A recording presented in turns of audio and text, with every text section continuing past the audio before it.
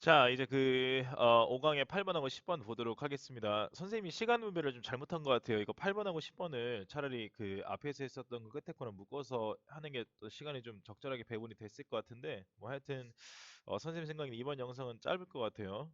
전에 이 얘기 했다가 길어져가지고 좀 민망해지긴 했는데, 한 번 더 민망하죠, 뭐. 자, 우리 그 5강의 8번 같은 경우는 어법과 내용에 대한 부분을 같이 좀 하도록 하겠습니다. 자, 이 첫 번째 부분부터 보시면 자, 이 8번은요.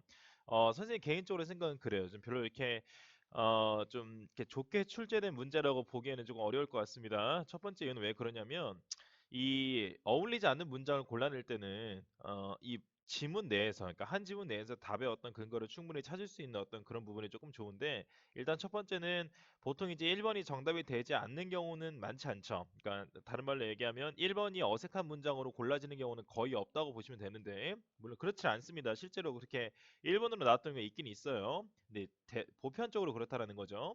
대체적으로 그렇게 되지 않은 이유는 뭐냐면 이 첫 번째 나오는 문장과 두 번째 처음으로 나오는 문장이 너무 긴밀하게 잘 연결이 되기 때문인데, 사실 이 지문이 1번이 좀 이상하죠. 1번에 대한 내용을 앞에서 좀 의역을 해야 되는데 이 내용만 가지고서 의역하기 조금 힘들어요. 그래서 이럴 때는 이 출제자가 과연 무엇을 근거로 출제를 했는지를 제가 좀 찾아보는 편입니다. 그래서 이것도 보니까 어디 논문에서 하나로 나왔더라고요. 그래서 앞에 있는 부분을 좀 같이 설명을 드릴게요. 근데 그런 설명이 필요하다라는 건 이 지문이 올바르게 출제가 됐다라고 보기는 조금 어렵다는 의미가 되겠습니다. 자, 하여튼 뭐 빨리 보시죠. 자, 우리 보통 이 1번이 나오기 전에 이 글의 주제가 이제 앞에서 나오는 경우가 훨씬 더 많습니다. 이게 무슨 말이냐면 1번부터 5번까지는 여러분 우리가 적절하지 않은 문장을 지금 골라내야 되잖아요. 적절하지 않은 문장을 골라내는 가장 좋은 방법은 뭐냐면 가장 피해야 되는 방법은 뭐냐면 앞에서 쓰였던 소재가 그대로 다음 보기에서 나오느냐를 보는 거예요. 그러니까 보통 오답을 만드는 방식이 그겁니다. 앞에서 쓰였던 명사 뭐 예컨대 이런 것들 있잖아요. 그렇죠? 이게 쓸만한 것들이 좀 많이 보이죠? 이런 것들을 일부러 뒤에서 계속 써주는 거야. 우리 빈칸에서 오답 만드는 공식과 비슷하다고 보시면 되겠습니다. 자, 그런 걸 이제 많이 만들게 되는데 자, 그런 것들을 최대한 피하시는 거죠. 그러니까 그런 내용들은 반복을 시키면서 앞에서 했던 내용과는 전혀 반대나 아니면 상관없는 이야기로 오답을 만드는 경우가 상당히 많습니다.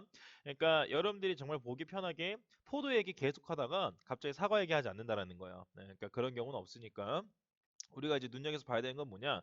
동사를 통해서 주제를 구성하셔야 된다. 이게 상당히 중요합니다. 그러니까 뭔가 이 어떤 특별한 소재에 대해서 얘기하고 있다. 이게 아니라 어떤 동사를 굳이 활용을 해서 우리가 뭔가 어떤 그 모습을 보인다. 혹은 뭐뭐 하다라고 아예 문장 느낌으로 만들 수 있는 주제가 이제 보이느냐. 이걸 이제 보시면 되겠습니다. 이 질문도 그렇게 푸시면 이제 전부 다 풀릴 수가 있어요. 다음에 1번은 조금 애매해서 다시 한번 설명을 드릴게요. 자, 뭐라 얘기하냐면 이 정신과 뭐 몸 혹은 뭐 이제 이 마인드와 바디라고 하는 이 마음 그냥 마음이라고 해야 될까요? 되게 구별이 애매해져요. 뒤에서도 보시면 알겠지만 어쨌든 이 두 가지는 좀 구별이 되시죠? 자, 이 두 가지 사이의 어떤 그 경계 혹은 이 전쟁과 평화라고 하는 것 사이의 어떤 그 경계 구별이 어떻게 하는 것처럼 보이냐면 조금 신뢰를 잃은 것처럼 보인다. 자, 구별이 신뢰를 잃었다라고 하는 건 무슨 말입니까? 구별이 안 되기 시작했다라는 표현이 되겠습니다. 여러분 이게 잘 보셔야 돼요. 마인드와 바디가 그 어떤 그 신뢰성을 잃은 게 아니라 전쟁과 어떤 평화라고 하는 것이 개념이 이상해진 게 아니라 그 두 가지 사이의 경계가 상당히 이상해졌다 이겁니다. 그러니까 그런 경계가 없어졌다라고 보시는 게 이 글의 주제가 되겠다. 그래서 이 글은 뭐냐면 마인드와 바디라든지 혹은 전쟁과 평화라고 하는 것들에 대한 어떤 그런 그 글이 아니라요. 이런 것들에 대한 구별이 모호해진다라고 하는 주제를 형성하고 있는 거예요. 어떻게 벌써 주제를 아느냐? 이 부분은 정답이 아니잖아요. 그러니까 이 부분은 우리가 보기로서 고를 수 있는 부분이 아니기 때문에 글의 내용에 무조건 어떤 뭐랄까 중심적인 부분을 잡을 수밖에 없습니다. 물론 이제 글의 내용에 따라서 뒤에 부정어에 해당하는 접속사가 나오게 되면 그때는 이제 글의 내용이 바꿀 수 있겠지만 그 전까지는 이 글의 주제는 뭐다? 이 디스팅션이 상당히 모호해지고 있구나. 이 경계가 상당히 없어지고 있구나. 얇아지고 있구나라고 의역하시면 되겠습니다. 자, 이 appear 다음에 투부정사를 지금 쓰고 있는데 이 투부정사나 동명사에서 시제를 표시하는 방식이 두 가지밖에 없죠. 자, 왜 그러냐면 이 투부정사하고 동명사 같은 경우는 투부정사 같은 경우는 to 다음에 동사 원형만 쓰셔야 되고 동명사는 ing만 쓰게 되는 형태밖에 없기 때문에 자, 이 친구들은 우리가 일반적으로 했었던 어떤 이 ED의 형태라든지 아니면 PP의 형태를 취할 수가 없습니다. 자, 그래서 우리가 표시할 수 있는 방법은 두 가지밖에 없어요. 첫 번째는 뭐하냐? 동사 원형을 써주시는 거죠. 혹은 그냥 ing를 쓴다든지, 그치? 두 번째는 have 플러스 pp를 쓰거나 여기 왜 pp를 쓰지 못하냐면 to 다음에는 동사 원형만 나와야 되니까요. 그래서 have pp를 쓰거나 아니면 having 플러스 ing를 쓰거나 얘기하면 조금 어색하실 거예요. 자, 이렇게 쓸 때 이제 우리가 시제를 어떤 식으로 구별을 하냐면 자, 정해져 있는 시제가 없습니다. 그게 무슨 말이냐면 이 원형과 have 플러스 pp 또는 ing와 having 플러스 pp는 비교만 가능해요. 어떤 식으로 비교하냐면 동사 원형을 쓸 때는 앞에 있는 시제와 동일합니다. 현재 아니에요. 알겠죠? 현재라고 외우시면 절대 안 되고 앞에 있는 시제와 동일한 시제를 쓴다라고 외우시면 되겠습니다. 자, 그 다음에 have 플러스 pp를 쓰거나 having 플러스 pp를 쓰게 되면 앞에 있는 시제보다 과거예요. 그러니까 대과거나 아니면 그냥 과거처럼 어떤 시제가 정해진 게 아니라 앞에 과거 시제를 썼는데 여기는 지금 have 플러스 pp를 썼다 그럼 이때는 대과거가 되는 거예요. 자, 이게 이제 무슨 말인지 해석을 한번 보여드리도록 할게요. 자, 마리아라고 하는 친구는 톰을 싫어하는 것처럼 보인다라고 하는 겁니다. 자, 보이는 거, 내가 지금 판단하는 거, 내 눈에 보이는 것도 현재고요. 동사 원형을 썼으니까 내가 지금 마리아랑 톰을 동시간으로 지금 보고 있는 거야. 지금 당장 보고 있는 거죠. 근데 봤더니 마리아가 지금 눈앞에 있는 톰을 엄청 싫어하는 것처럼 티가 나는 거. 그럴 때 이제 첫 번째 문장을 쓰는 겁니다. 자, 두 번째는 뭐냐면 Maria seems to have hated Tom이에요. 그쵸? 자, 여기 보시면 지금 seems to는 내가 지금 판단하는 그 시간은 지금인 거야. 그치? seem은 나한테 보이는 거니까. 그러니까 seem to me라고 생각하시면 되겠어요. 자, to me를 그림으로 형상하면 이렇게 써집니다. 자, 그래서 이 톰이라고 하는 친구를 싫어하는 것 같은데 위에 문장의 차이점은 뭐냐면 얘는 지금 have 플러스 pp를 써놨잖아요. 그러면 앞에 있는 시제보다 한 시제 과거가 되는 거야. 얘는 지금 현재였으니까 얘는 과거가 되는 거죠. 그러니까 뭐냐면 톰이 이 자리에 없을 확률이 높은 거예요. 그래서 혹은 이제 있었을 수도 있죠. 톰이 있는 자리에서 싫어한다는 얘기를 꺼내기 쉽지 않으니까 그 무슨 뉘앙스냐면 두 번째 문장은 마리아랑 나랑 마리아랑 나는 지금 얘기를 하고 있는데 마리아가 나에게 톰에 대해서 얘기를 하는데 톰 어제 너무 좀 별로였던 것 같아 라고 얘기를 나한테 한 거야. 그럼 뭐가 되냐면 내가 판단하기에는 지금 마리의 말을 들어보니까 마리아는 어제 톰을 싫어했던 것 같죠. 그럴 때 이제 쓰는 게 이제 두 번째 문장이 되겠습니다. 그러니까 내가 판단하는 기점은 지금인데 마리아가 어제 톰을 싫어했던 것 같다라고 느껴질 때 그때 이제 두 번째 문장을 쓰는 거예요. 자, 그다음에 세 번째 문장은 뭐냐면 자, seemed를 썼는데, 그러니까 과거죠. 그러니까 yesterday예요. 그쵸? 자, yesterday, 네, yesterday. 자, 그래서 어제 내가 마리아의 행동을 이제 생각해 보는데, 자, 마리아가 어제 보니까 톰 싫어하는 것 같던데? 라고 내가 내 친구한테 말을 전해주는 상황인 거야. 그러니까 내 친구, 뭐, 수전이라고 하는 친구한테, 수전아, 내가 어제 보니까 마리아가 톰 되게 싫어하는 티였어. 이런 네 느낌이 나에게 좀 느껴졌다라고 하면 그때 이제 쓰는 표현 이런 것들이 되는 겁니다. 그래서 마리아가 어제 보니까 어제 그 당시 때 왜냐면 동사 원형 썼다는 거 앞에 있는 거랑 시제가 동일한 거니까요. 그러니까 이때는 과거가 되는 겁니다. 이때는 현재가 되는 거고요. 자, 어제 내가 마리아 보니까 마리아 톰 되게 싫어하던데 이런 느낌이 되는 겁니다. 자, 그 다음에 여기서 이제 이걸 쓰면 어떻게 되냐?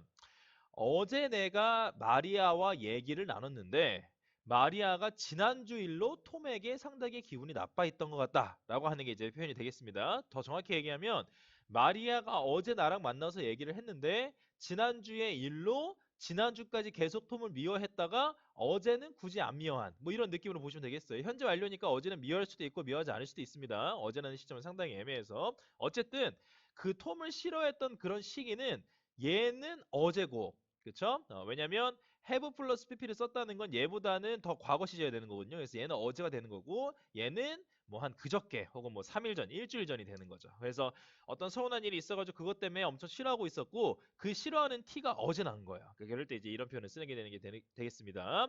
자, 그러면 이제 톰의 입장에서도 한번 우리가 얘기를 들어봐야 되잖아요. 그치? 근데 안타깝게도 톰은 마리아를 좋아했던 것 같아요. 자, 그래서 우리가 ing를 쓸 때는 이제 어떻게 되냐? 우리 enjoy라고 하는 동사는 뒤에 ing만 받게 되는 형태를 받고 있잖아요. 그쵸? 동명사만 목적으로 취하는 친구가 되겠는데 자, 톰은 hang out with는 이제 서로 놀다라는 표현입니다. 마리아랑 노는 걸 즐거워하는 것 같다죠. 그럼 그냥 ing를 썼으면 뭐냐면 톰은 지금 즐거워한다. 그 판단 누가 하고 있어요? 내가 하고 있는 거잖아. 혹은 이제 뭐 누군가가 하고 있겠죠. 그러니까 그 판단을 하고 있는 시점은 지금 현재인 거야. 근데 ing를 썼다는 건 어제 마리아랑 놀았던 걸 즐거워한다고 하는 게 아니라 지금 마리아랑 놀고 있는데 그 자체를 즐기고 있다라는 게 표현이 되겠습니다. 그래서 톰은 지금 마리아랑 지금 당장 현재 때 같이 놀고 있는데 그 같이 놀고 있는 행위를 상당히 즐기고 있다. 그러니까 톰은 마리아랑 노는 게 즐겁다라는 표현이 되겠습니다. 불쌍하죠?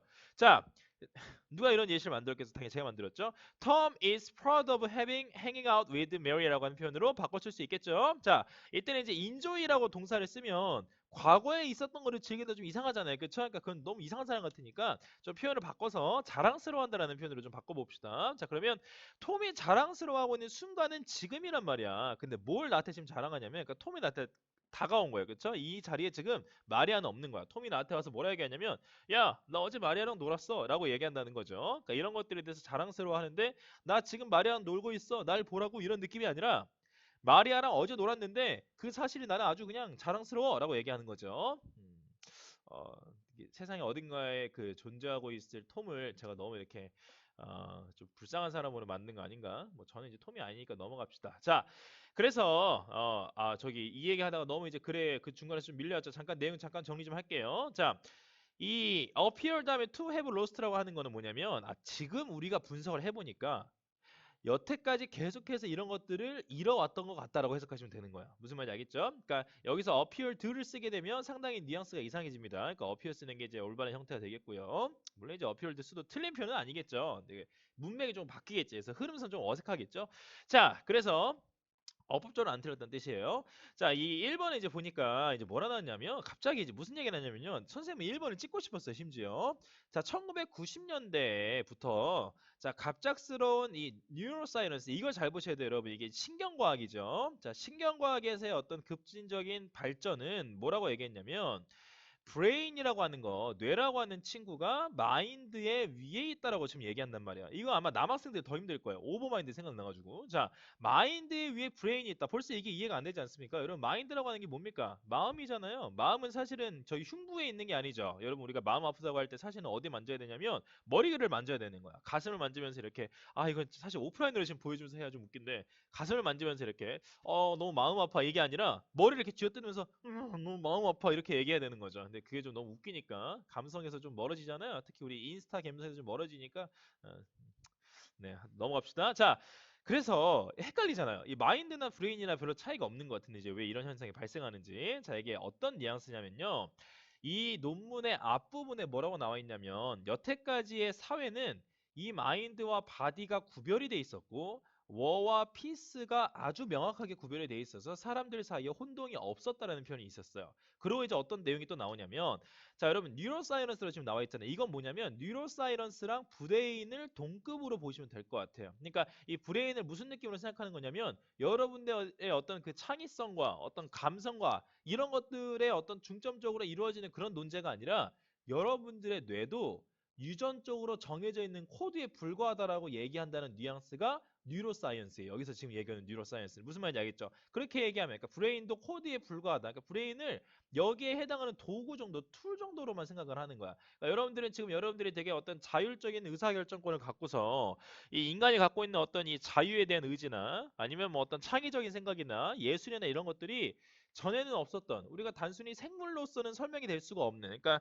강아지나 어떤 원숭이 같은 애들은 절대로 할 수가 없는 그런 것들이라고 생각을 하겠지만 걔네가 조금만 더 신경적으로 진보가 되면 그러니까 원숭이가 조금 더 신경학적으로 진보가 되면 그런 거 충분히 할 수 있다. 얘는 그냥 더 발달된 강아지의 뇌에 불과하다라고 얘기하는 겁니다. 그러니까 그렇게 따지면 브레인과 마인드가 조금 구별이 되죠. 그러니까 이게 이제 뭐냐면 또 이게 어떤 표현이냐면 브레인을 마인드보다 위에 뒀다는 거잖아요. 엘리베이터 했다는 건 엘리베이터가 올라가는 거니까. 자, 그러면 브레인이 얘보다 위에 있다는 건 뭐냐 하는 건 뭐냐면 이제는 마인드라고 하는 걸 거의 신경을 안 쓴다 이거예요. 그러니까 우리가 생각하기에 뭔가 이 어떤 이 정신적인 영역이라고 하는 거 있잖아요. 멘탈에 해당되는 그런 영역은 사실은 존재하지 않는 것이고 그것은 그냥 뇌에서 보내는 신호에 불과하고 우리가 하는 것도 그냥 예측되는 행동 중에 하나에 불과하다라고 이제 얘기를 하는 겁니다. 자, 그렇게 되면 이제 뭐가 되냐면 브레인과 마인드 사이의 경계가 허물어져서 브레인이 더 우위를 점하게 되면 이제 문제가 뭐가 되냐. 여러분 이제 좀 느끼셨겠지만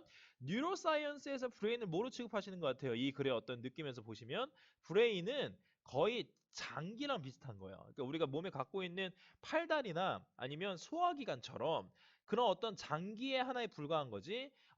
그래서 이제 브레인을 뭐로 보는 거냐? 브레인의 바디로 보는 거야. 그러면 이제 무슨 말인지 느낌이 오죠. 뉴로사이언스에서는 이제 마인드 같은 건 거의 이제 없다고 보면 된다.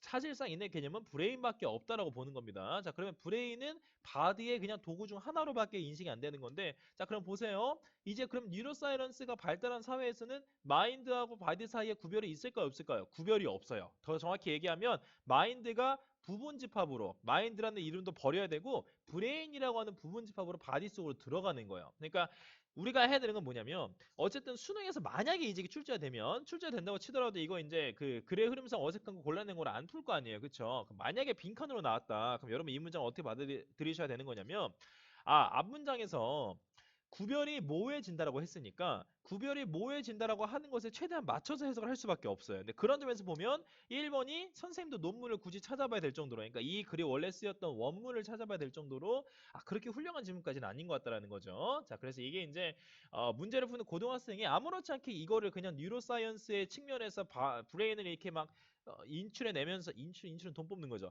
이렇게 추출해내면서 막 기타 등등 생각을 해가면서 하기에는 너무 좀 난이도가 있고 난이도라고 하기에는 이게 너무 추론으로서의 근거가 너무 떨어진다. 그래서 앞에 있는 부분을 조금 더 가져왔었어야 그게 좀 더 맞다라고 하는 게 이제 되겠습니다. 그래서 다음에 이제 제가 쓰려고요. 정말로 이 책을 이제 권리는 안 주더라고요. 자, 어쨌든 자 그래서 이제 이 브레인이라고 하는 거, 마인드라고 하는 게 이제 없어졌고 브레인을 되게 중시한다고 나와져 있는데 자 뒤에 보면 이제 좀 감이 와요. 뭐라 나와 있냐면 demonstrating the importance of emotion and physiology라고 지금 얘기하고 있어요. 이 physiology를 잘 보셔야 됩니다. 자 이게 무슨 뜻이냐면 생리학이에요. 그러니까 생리학은 뭐냐? 인간의 몸이 그렇게 될 수밖에 없다라고 하는 원리를 설명하는 거죠. 그쵸? 정확히 얘기하면 자, 이모션이라고 하는 건 이제 감정이잖아. 여러분 감정은 여러분들이 조절을 할 수가 없죠. 갑자기 느껴지는 우울함이나 이런 것들도 세로토닌이나 기타 등등의 호르몬으로 설명한단 말이에요. 그러니까 여러분들이 느끼고 있는 모든 감정은 가짜야. 그냥 호르몬이 돌아다니는 거에 불과해라고 얘기하는 게 이제 뉴로사이언스란 말이야. 그래서 이 뉴로사이언스가 이제 1990년대 이후로 상당히 발전을 많이 하니까 거기서부터는 사실상 마인드라고 하는 건 없는 것 같다. 기껏해야 이제 우리 몸은 뇌밖에 존재하지 않고 뇌는 뭐에 불과하다? 다른 어떤 장기에 불과하다라는 점에서 몸과 어떤 마음의 어떤 경계가 허물어지고 있다. 그런 경계의 구별이 없어지고 있다라고 하는 글의 내용과 그런 점에서 일맥상통하다고 보는 거예요. 그러니까 1번이 그러니까 정답이 안 되는 과정이 정말 힘들죠. 그러니까 1번이 누가 봐도 이상한 흐름을 보이는 너무 이상한 소재가 갑자기 등장하는 그렇다고 뒤에 있는 2번이랑 연결도 안 되는 그런 소재인데 이렇게 나와 있어가지고 이거 정말 잘 보셔야 됩니다. 이런 거를 공부하시면 안 되는 거예요. 이렇게 나오면 욕 많이 먹을 거예요. 이거 절대 못 낼 거야 아마. 자, 그 다음에 이제 바이 위치를 썼으니까 뒤에 완벽한 문장이 나오겠죠. 그래서 주어, 동사, 목적어 형태, 완벽한 형태의 문장이 나왔다는 거 이렇게 보시면 되겠고요. 자, 그럼 이제 여러분 2번부터도 뭘 찾으시면 되냐면 어떤 이런 경계가 무너지고 있다는 말을 이제 계속 하겠구나라는 거 이제 보시면 되겠습니다. 자, 그래서 그 와중에 어떤 새로운 형태의 이 폭력이 이제 나타나게 되었는데, 자, 여러분 거꾸로 보세요. 대부분의 오답을 내는 방식이 뭐라고요? 앞에서 썼었던 어떤 그 명사 같은 것들을 반복해가지고 소재는 반복되게 보이면서 전혀 주제적으로 다른 얘기를 해가지고 틀리게 한다 했었잖아요. 자, 그러면 이제 정답을 만들어 가는 과정. 그러니까 원래 글의 흐름과 어울리는 문장을 만들어 가는 과정은 뭐냐면 이전에 없었던 명사를 일부러 가져오는 거예요. 헷갈리게. 이게 틀린 것처럼 보이게 하려고. 아까 우리 1번에서 봤었던 것처럼 뉴로사이언스를 갑자기 가져오는 겁니다. 걔를 가져와 놓고 앞에서 했던 주제문과 연결시키게 만드는 거예요. 그럼 그건 뭐냐면 내가 하고 있었던 주제의 외연적인 확장일 뿐이지 틀린 말이 아니란 말이야. 그러니까 문장의 흐름상 어색하지 않는 걸 고르라고 하는 건 이제 무슨 말이냐면 주제가 들어있지 않은 문장을 고르라 이거예요. 소재만 담겨 있는 문장을 고르라는 겁니다. 자, 그래서 이제 뭐 이런 말들 나오죠. 스테이트가 non 스테이트 그룹에서 경고를 받는다. 이게 무슨 말이냐면 스테이트를 국가라고 해석을 합시다. 그러니까 국가가 아닌 단체에 의해서 공격을 받는 게 앞에 구별이 허물어진다라고 하는 거에 어디에 연결시키면 될 것 같냐면 워랑 피스 사이에 어떤 것들이 없다 했잖아요. 자, 그러면 우리가 예컨대 선생님 잘 헷갈리네요. 우리가 북한을 지금 국가로 규정 안 하고 있죠. 헌법상으로는 아마 아직까지 그랬던 것 같아요. 그러면 국가로 규정을 안 하는데 북한이 우리를 공격했어. 그럼 그때는 뭐가 되냐? 국가 간의 전쟁은 또 아닌 거예요. 그러니까 이거를 그냥 우리나라를 어떤 외세에 있는 이상한 무리로부터 지켜야 되는 이런 이상한 어떤 그 안보가 돼버리는 거죠. 그런 것들이 좀 상당히 애매해진다는 겁니다. 그리고 심지어 인터스테이트니까 이 국가 내부에서 혹은 주 내부에서 이루어지는 싸움이 이제 보통 뭐를 통해서 이루어지냐면 non military means로 이루어진다는 거예요. 현대사가 그렇죠. 그러니까 이 전혀 군사적이지 않은 우리가 일반적으로 어떤 그 재래적인 어떤 군사 방법이라고 생각할 만한 미사일 같은 폭격이 아니라 이런 사이버 전쟁 같은 것들로 일어난다는 거야. 그럼 그때는 뭐가 되냐면 뭐가 전쟁이고 뭐가 평화인지 헷갈린다는 거죠. 이게 엄청 팽배한 국가에서는 그거 자체로 힘들 수 있는데 누군가는 그걸 이제 전쟁이라고 규정을 안 하게 되면 나라 자체는 피스가 없는데 피스가 있는 것처럼 생각하게 된다는 겁니다. 자, 그래서 이제 그 다음에 이제 자, 그래서 이제 뒤에 보면 디스팅션이라고 나와 있죠. 그쵸? 구별이 상당히 애매해지는데 뭐가 이제 애매해지냐면 이거 지금 미국 얘기죠. 미국이 세계 경찰을 상당히 이렇게 자처했잖아요. 근데 트럼프 정부 넘어오면서 그걸 상당히 축소하고 있긴 한데 자, 이 어떤 경찰로서의 역할, 치안 유지의 역할과 군사적의 개입 이런 것들이 상당히 애매해졌다라는 겁니다. 그러니까 블러드라고 하는 표현을 지금 써놨죠. 그렇죠? 블러드 처리 뭔지 아시죠? 자, 그래서 이런 어떤 그 기준선이 상당히 없어졌다라고 하는 표현을 지금 이번에서 마지막에 썼기 때문에 이것도 주제문과 일맥상통하고 있는 겁니다. 그러니까 소재적인 외연적인 확장을 한 것뿐인 거지 글의 흐름과 전혀 이제 문제가 안 되는 거예요. 자, 근데 머치를 쓰게 되면 이거 부분문수 표현 아닙니다. 선생님 얼마 전에 A 오브 B에서 부분문수 표현할 때 어떻게 하는지 알려드렸잖아요. 이 머치는 부분문수 표현은 아니에요. 머치 자체로 판단하셔야 되고 머치를 항상 많이 붙는 친구가 이제 매니가 되는 거죠. 자, 매니는 복수 취급을 하고 머치는 단수 취급을 하게 됩니다. 자, 그래서 이 어떤 갑자기 3번에서 뭐가 나왔냐면요. 그러니까 앞에서 이제 어떤 이 스테이트 얘기하고 뭔가 폭력 얘기하고 막 이렇게 되니까 아, 폭력? 그럼 뭔가 합의로 우리가 사회가 좀 가야 되지 않나? 국가 얘기했으니까 당연히 어떤 우리가 이제 퍼블릭 라이프 같은 얘기 당연히 할 수 있죠. 이렇게 이제 넘어오는 거예요. 그러니까 앞에 있는 2번과 소재적인 측면에서는 어느 정도 일맥상통하는 경향을 보이지만 자, 이제 3번의 문제는 뭐냐면 자, 우리의 어떤 그 공공적인 삶의 그 목표의 어떤 그 가치 중 대부분은 이제 어디에 있냐면, 자, 이것이 공공의 삶이니까요. 이것이 어떤 사람들 사이에 동의나 아니면 어떤 연대 관계, 그러니까 뭔가 이 합의할 만한 어떤 그런 선을 만들어준다는 겁니다. 자, 근데 그 합의할 만한 선을 만드는 사람들은 이제 어떤 사람들이냐면, 그렇지 않았다면, have in common은 공통점이 있다라고 하는 수거죠. little만 쓰이게 되면 부정으로서 쓰이죠. 이거 나중에 한번 정리해 드릴게요. 아, 이걸 가져올 걸 그랬네요. 지금 빨리 정리를 해줄 걸.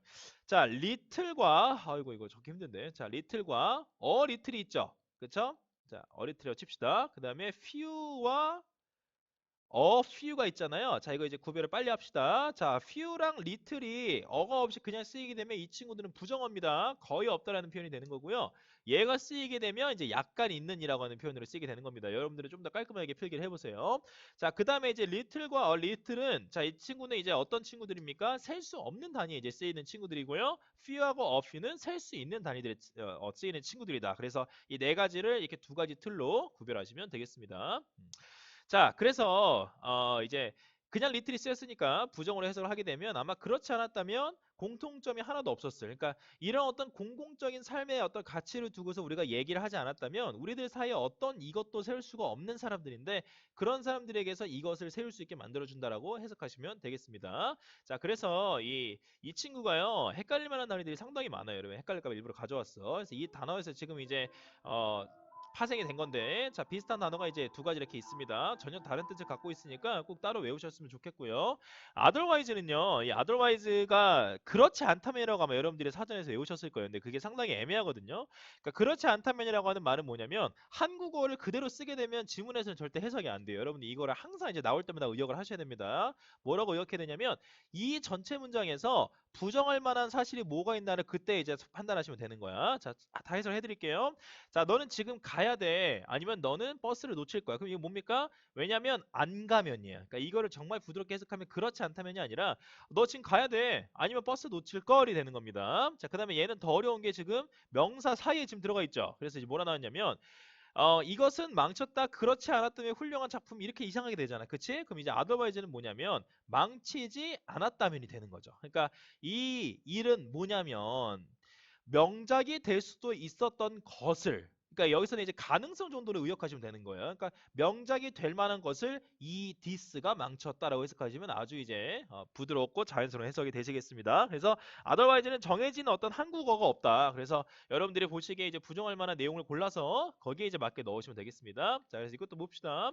자, 럴킹 그 여러분 스타크래프트에서 미안합니다. 저 게임 얘기해가지고 러커 있죠? 그게 여기서 나왔어요. 밑에 숨어 있는 그쵸? 참 외우기 쉽죠? 자, 여기에 이제 숨어 있는 위협은 자, 뭐냐면 peaceful situations can come to feel dangerous. 그쵸? 그러니까 여기에 안에 있는 위협은 바로 뭐냐면 그런 위협이 없었다면 모일 수도 있었던 평화로울 수 있었던 그런 상황이 되는 거죠. 그러니까 평화로울 수도 있었던 상황을 어떻게 느끼게 만든 거야? feel dangerous하게 느끼게 만든 거야라고 이제 해석하시면 되는 겁니다. 자, 그래서 이 otherwise가 어떤 식으로 반대로 했었는 게 좋을지 이제 고민을 매번 하시면 되겠습니다.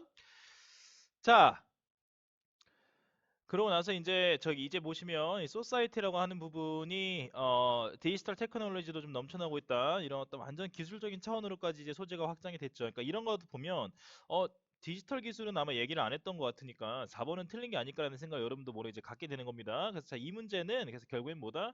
이 글에서 얘기하고 있는 주제가 반복되는지만 확인하시면 되겠다 이겁니다. 자, it has grown harder니까 이 grown이라고 하는 동사는 나중에 한번 설명하겠지만 비동사처럼 이제 쓰이게 됩니다. 잘하다라고 하는 표현으로보다는 이 grow가 이제 갖고 있는 의미가 그냥 뭐뭐이다, 뭐뭐가 되다, 뭐 become 정도로 해석하시면 될 것 같아요. 그래서 몇 가지가 있어요. become이랑 뭐 grow랑 turn 이런 종류의 이제 동사들은 일반적으로 이제 비동사처럼 그러니까 뜻이 이제 뭐뭐이다라고 하는 의미로 쓰이게 된다는 거 이제 알고 있으면 될 것 같습니다.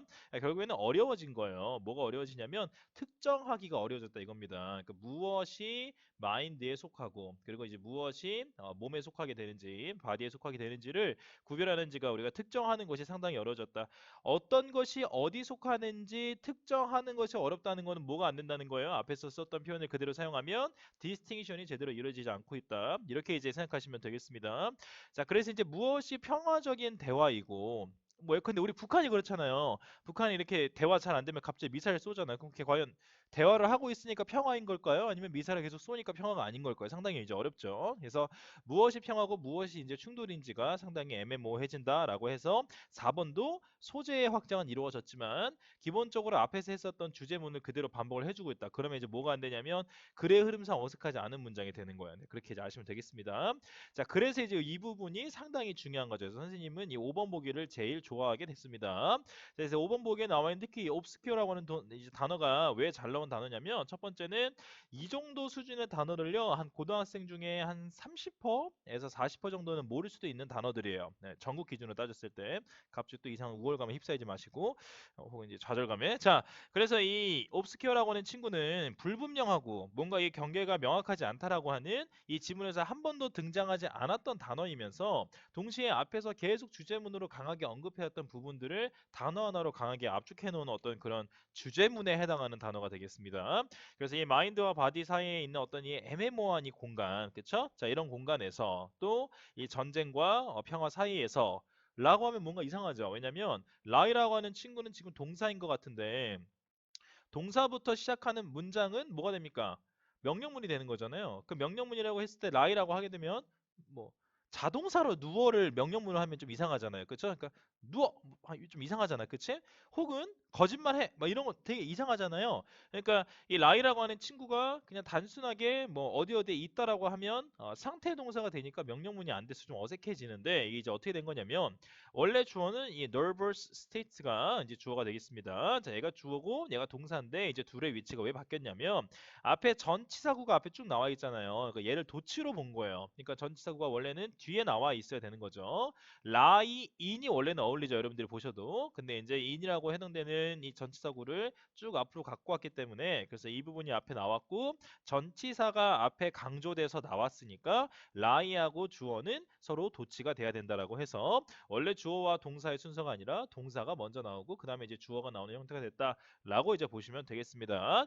자, 그래서 이제 여기서 좀 나오죠. 대부분의 사람들이 감정에 상당히 의존을 하고 있다. 자, 이게 이 감정에 의존한다는 게 무슨 뉘앙스인지를 여러분 아셔야 되는 거죠. 이 감정이라고 하는 걸 만약에 마인드라고 생각을 하셨다. 그러면 이제 이건 뭐가 됩니까? 틀린 정답이 되는 겁니다. 여기서 해당되는 표현은 마인드가 아니라 브레인이 되는 거죠. 여기 처음에 나왔었던 거 어디 나와 있죠? 여기 있는데 여기 있죠.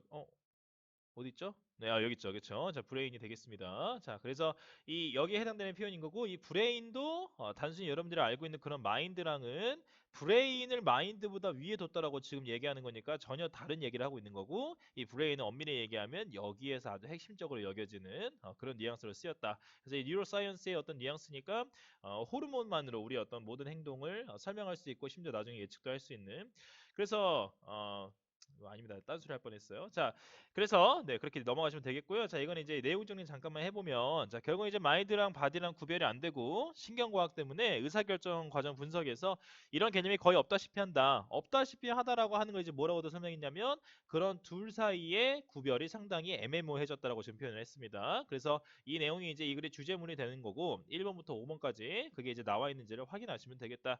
그래서 그 와중에 이제 국가가 비국가 단체에게 공격을 받으니까 도대체 이게 지금 전쟁 상황인 건지 아닌지도 애매하고요. 사이버 전쟁 같은 게 있으니까 되게 이제 경계가 상당히 애매모호해지는 거죠.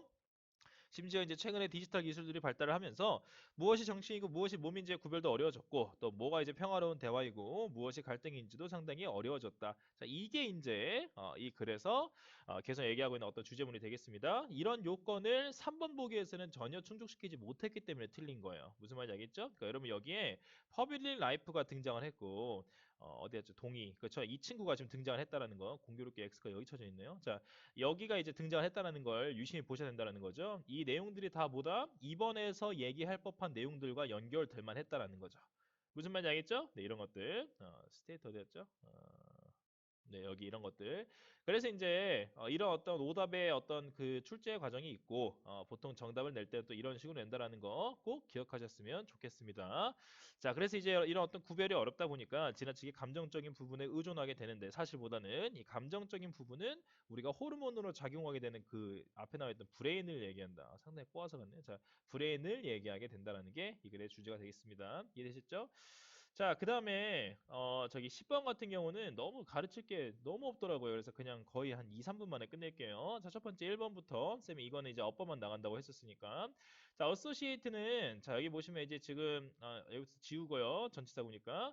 자, 휴먼 빙이 살고 있다라고 했으니까 지금 주어 동사가 다 나온 거잖아요. 근데 여러분 아무리 눈 씻고 찾아보셔도 여기까지 접속사 있어요, 없어요? 전혀 없단 말이야. 그럼 이 부분은 될 수 있는 게 이제 뭐밖에 없냐? 분사 구문밖에 안 된다라는 겁니다.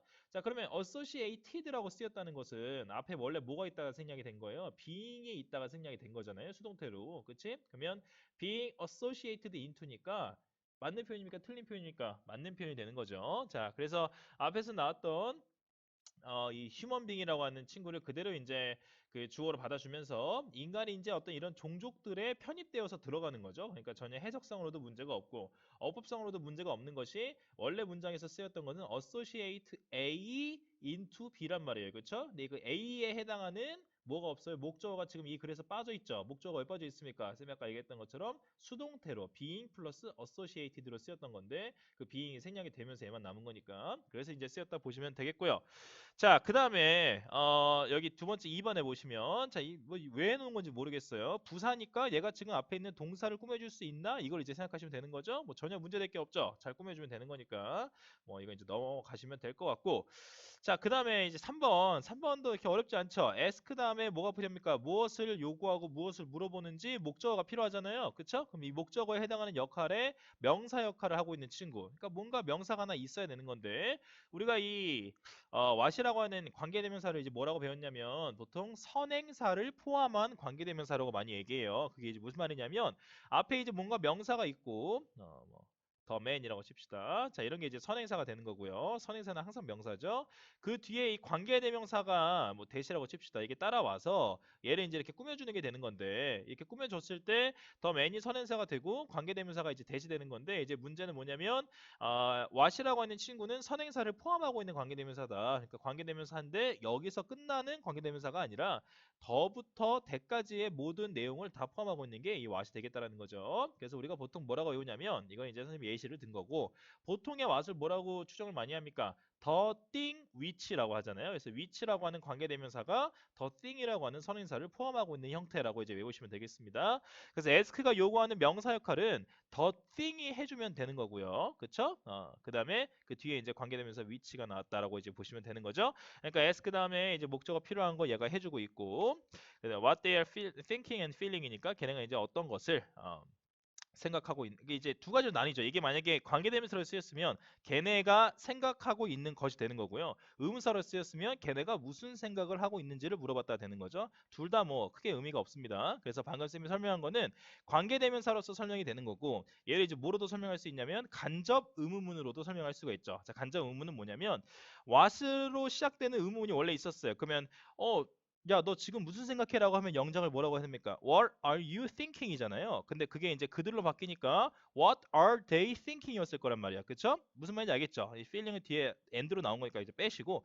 자, 그럼 그렇게 나왔을 때 간접 의문문이 뭐냐면 간접 의문문은 의문문이 독립적으로 쓰이는 게 아니라 얘가 하나의 문장으로 그냥 끝나고 하는 게 아니라 이 통째의 문장이 명사 자리에, 그러니까 주어랑 목적어랑 보어 자리에 의문문이 들어가는 거야. 그렇게 됐을 때 우리가 간접 의문이라고 합니다. ask 다음에 목적어가 필요하니까 이 목적어 자리에 이 의문문이 나오는 거죠. 그치? 그래서 이 목적어 자리에 나오는 의문문이 간접 의문문이 되는 건데 그때는 이제 어떤 형태가 있냐면 우리가 이제 일반적으로 동사를 쓸 때 일반 동사를 써서 이제 뭔가를 물어볼 때는 do나 does나 did가 붙잖아요. 그 친구들이 이제 생략이 됩니다. 그리고 두 번째는 원래 문장의 순서는 너 지금 무슨 생각하는 거야? What are you thinking인데 그게 이제 what you are thinking으로 바뀐다는 거. 그래서 여기서는 주어가 they였으니까 what are they thinking에서 간접 의문문으로 asking 다음에 나와 있는 자리에 들어가게 됐으니까 여기서는 목적어 자리에 들어가게 된 거죠. 그때는 이제 순서가 바뀌어서 what they are thinking이 된다.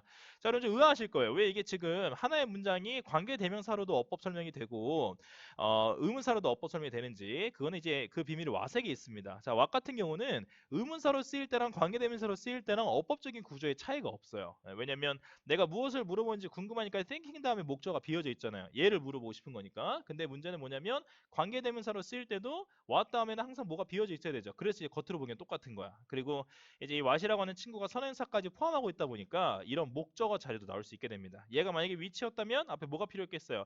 ask 다음에 그냥 끝나면 안 되죠. 뭔가 목적어가 있고 그 목적어를 위치가 꾸며줘야 되는데 이제 문제는 이 what이라고 하는 친구가 선행사를 포함하고 있으니까 앞에 목적어가 없어도 쓰일 수 있다. 그래서 의문문으로 쓰일 때랑 관계대명사로 쓰일 때랑 어법적으로는 차이가 없다라는 거. 해석은 조금 차이가 있어요. 관계대명사로 쓰이면 뭐뭐 하는 것이고 의문사로 쓰게 되면 이제 무엇이 되겠습니다. 뭐 이렇게까지 자세하게 알 필요는 없는데 혹시나 나중에 이제 헷갈리실까봐. 그래서 뭐 이제 3번도 틀린 게 아니고요. 자, 이제 4번을 보니까 4번이 틀렸죠. 자, 4번 이제 여러분들이 헷갈릴 만하게 지금 U라고 지금 시작을 하고 있는 게 보이시죠? 일부러 쉼표 찍은 거예요. 이 쉼표를 찍은 이유는 이 구조를 일부러 넣어서 그런 거죠. 그럼 여러분들이 이 구조를 읽지 않고 쉼표만 보게 되면 무슨 느낌처럼 느껴지냐면요. 아, 여기 앞에까지 쭉 뭔가 분사구문 같은 느낌으로 길게 얘기했고 쉼표 찍은 다음에 you feel more 이렇게 시작하는 어떤 뭔가 그냥 주어 동사 형태구나. 그러면 앞에는 분사구문이니까 spending 나오는 게 맞겠네. 주어가 you인데 빠졌으니까 you spending 맞지 않나? 라는 식으로 이제 아마 여러분 느끼시게 이제 될 겁니다. 자, 그래서 이제 이 어법 문제를 풀 때는 이제 앞에 있는 부분들을 다 보셔야 된다는 거. 자, spending이라고 하는 친구가 만약에 분사구문으로 쓰였으면 문장에서 필요로 하는 요소는 아직 하나도 안 나온 거잖아요. 그러면 주어도 나와야 되고 주어가 없다면 동사부터 시작하는 명령문이 돼야 되고 뭐 이렇게 돼야 되는데 이제 문제는 뭐냐면 여기 중간에 and 다음에 observe가 나온단 말이에요. 그럼 이 and 다음에 이 observe가 나왔다고 하는 건 이 동사 원형에 해당하는 형태가 앞에 반드시 존재해야 된다는 표현이 되겠습니다. 그래서 이 문장을 조금 더 사실 어렵게 만들 거면 spending 뒤에 동사 원형 사실 하나 더 붙였었어야 되는 거죠. 그래야 좀 더 어려웠겠지. 일단 얘에서부터 이미 탈락이에요. and가 쓰였다는 거는 이 앞에 이제 당연히 이 동사에 해당하는 이 동사 원형의 형태가 앞에 하나 남아 있어야 되는 건데 그게 하나도 없죠. 그러니까 얘가 그 동사 역할을 맡아주셔야 되겠다. 자, 그 다음에 이제 뒤에를 해석을 해보면 observe 다음에 지금 목적어가 필요하잖아요. 근데 얘가 지금 뭘 관찰한 거냐면 뭐뭐인지 아닌지를 관찰한 거예요. 근데 여기 뒤에 나와 있는 after부터 hours까지는 그냥 분사 구문이 아니라 접속사구 접속사고라고 하기 좀 그렇고 전치사구 혹은 뭐 부사구 정도로 이제 생각하시면 되겠죠. 근데 문제는 이제 결국엔 골자는 그거예요. after부터 hours까지가 어법적으로 갖고 있는 기능이 없다라는 겁니다. 그러니까 you feel은 whether에 포함이 되어 있는 이제 주어랑 동사가 되겠고요. 그 문장이 쭉 가다가 끊깁니다. 그러니까 결국엔 뭐냐면 whether 다음에 이 4번에서 문장의 형태를 맡아줘야 되는 원래 형태가 하나도 없다라는 겁니다. 그러니까 whether부터 끝까지는 그냥 observe의 목적어 형태로 나오는 거고 앞에 그러면 동사가 쓰였던 주어가 쓰였던 이 부분부터 이 부분까지 뭔가가 있어야 되는 건데 그게 하나도 없어지죠. 스펜딩을 쓰게 되면. 그래서 그 두 가지 이유 때문에 4번이 틀리게 되는 거다. 이렇게 이제 아시면 되겠습니다. 자, 네, 5번은 뭐, 네, 넘어가죠? 어메이징이라고 하는 거. 그것만 좀 알고 계시면 될 것 같아. 이 어떤 사물이라고 해가지고 반드시 PP를 써야 되고, 사람이라고 ING를 쓴다. 이거는 중학교 1학년이 자주 틀리는 방식입니다. 그렇게 외우시면 안 되고, 뭐, 뉴스가 너무 놀라운 소식이었다. 뭐, 예컨대, 어떤 뉴스가 나면 놀라울까요? 이태원, 뭐, 클럽, 어떤 국회의원이 다녀갔다. 혹은 뭐, 고위 공무원이 다녀왔다. 뭐, 이렇게 하면 좀 놀라지 않을까요? 그러면 더 뉴스 is surprising이 되는 거죠. 그 뉴스가 우리를 놀라게 하는 거니까. 그쵸? 그래서 이거 ing, pp 구별이 어려운 친구는 쌤한테 한번 연락 주시면 쌤이 한번 쭉 사례별로 정리를 해줘서 다시 이 문제 이제 안 틀리게 만들어 드릴게요. 자, 그래서 이 쉬운 문제는 아마 여기서 이제 끝나지 않을까 싶습니다. 그래서 오늘은 이렇게 두 가지만 나가게 될 것 같고 아마 다음 주 글쎄요. 계약이 미뤄지지 않을까요? 쌤은 미뤄질 것 같은데 미뤄지게 되면 이제 6강도 같이 찍어서 올려서 정말 완벽한 형태의 온라인 교사 거의 뭐 여러분들 평생 본 적도 없는 이러다가 이제 얼굴도 한번 안 보고 졸업식까지 하는 거 아닌가? 온라인 졸업식 하지 않을까요? 네, 뭐 그런 생각을 좀 해봅니다. 자, 건강 조심하시고 다들 네, 좋은 주말 보내셨으면 좋겠네요. 벌써 목요일이네요. 네, 행복하세요.